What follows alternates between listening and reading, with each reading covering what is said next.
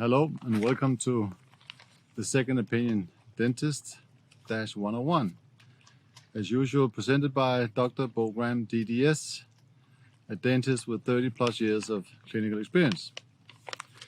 I'm going to tell you 4 stories today. They're all about price, quality and value.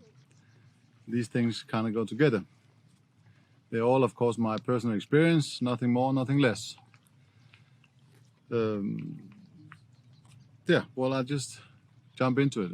Also it kind of should relate to you why it is important to have a second opinion in many different fields, and in this case, in the field of dentistry.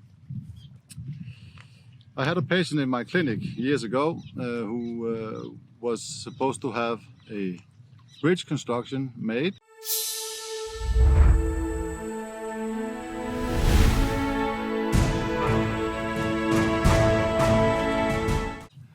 She was from Macedonia. That actually has not that much of a bearing. I don't know how Macedonian dentists normally perform, but in this case, I do know. So she told me that she would like to have this made, but unfortunately also the money was an issue, and she found Danish prices, which were to be very expensive compared to what she was used to. So she go to Macedonia and have that bridge, and she was returning to my clinic sometime later and was very apologetic, but as I tried to explain, if I'm not making the bridge, it's kind of none of my business really. But she wanted me to look at it, and she was actually crying. She had pain in her jaws, pain in her head, everywhere. In fact, in her body, she was very miserable and crying.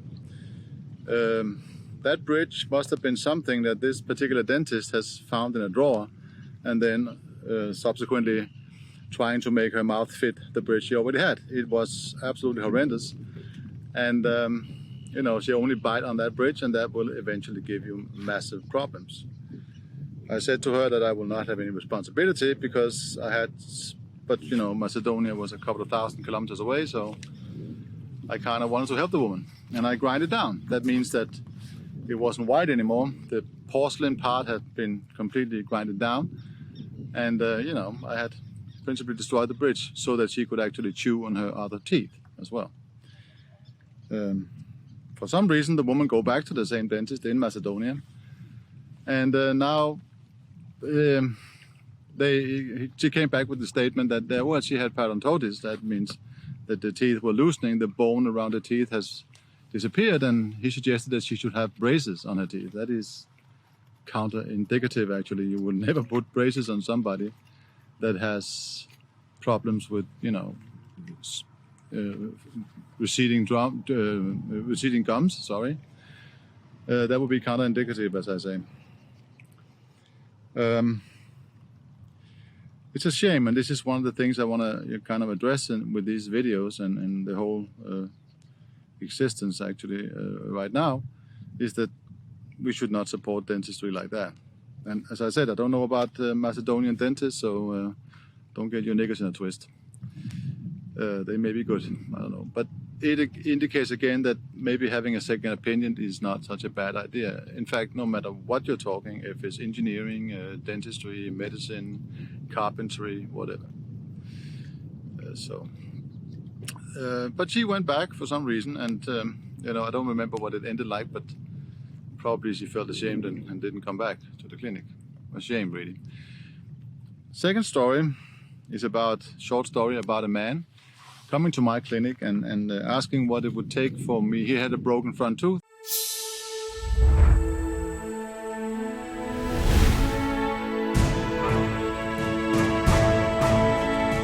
And he wanted to have it fixed, and what would that cost to get that look good again? And I say, give him the price of a crown, a veneer, something like that.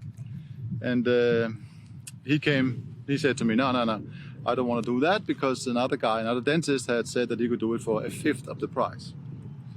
I know that you cannot make the same treatment that I suggested for a fifth of the price. They wouldn't even pay the technician.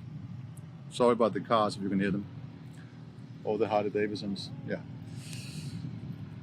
So again, you have to understand that the price is not the only parameter here. It's also kind of what's being made, what is, of course, the quality, and put them together and you find a value. It is not the same value to have a plastic tooth, which I suspect the other dentists gave him a price on, as a crown made with a technician. It's a whole different treatment. Then I have another short one that's about what happens in Brazil.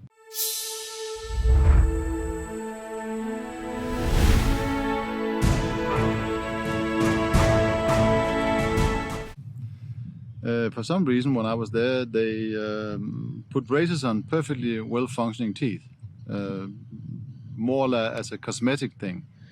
No dentist should do that. I mean, if you don't have any indication for performing any kind of treatment, you should not do it, and certainly you should not put on braces, because that will make it more difficult to maintain your teeth, and you know, food subjects and things get stuck in that thing. And in my part of the world, the young people, that is the only one normally that has braces, would not get them off soon enough. But in this case, grown-ups, adult people, would get these braces for cosmetic reasons. I don't know, but a dentist shouldn't put that on. Then I promised you number 4 story, and I have to check my notes what that will be. 2 seconds.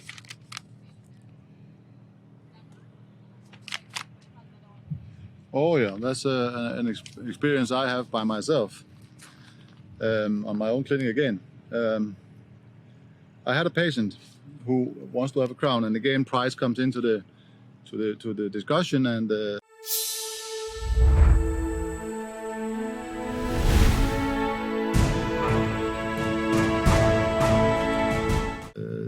you know, in Sweden, that was right across the border from me, there it was cheaper.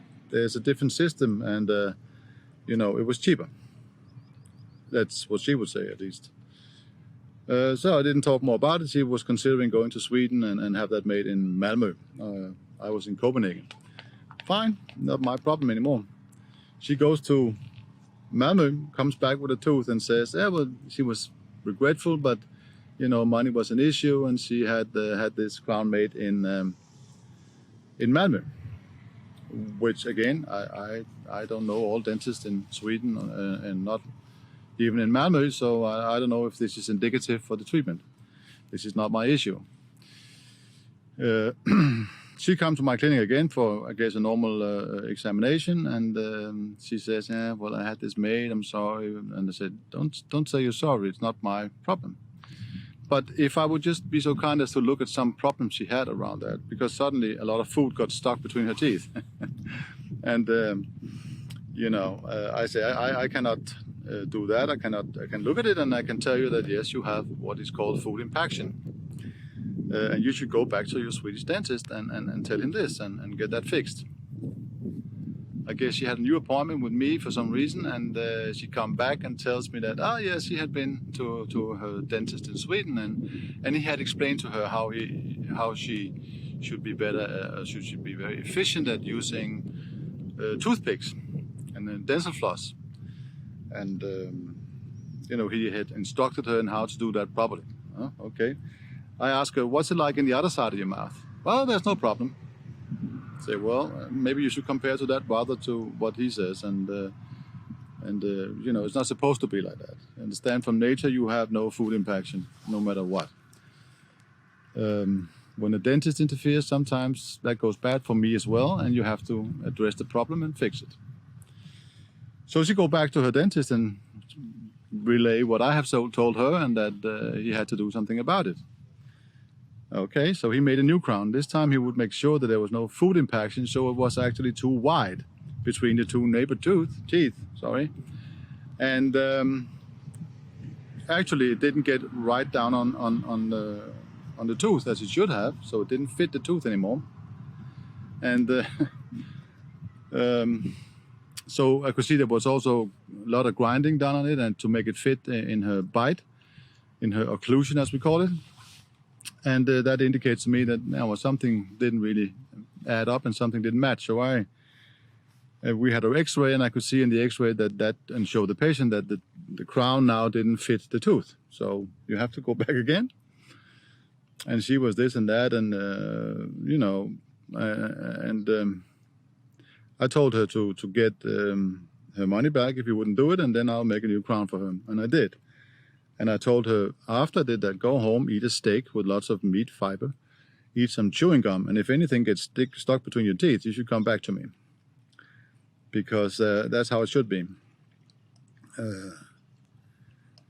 This, on the other hand, is not really in threat with what I'm trying to bring to you here. It is actually that you should have a second opinion, even if you are happy with your dentist. Even if I had just pulled a stunt like that and make a tooth that is perfect for you, still it's nice to have a second opinion.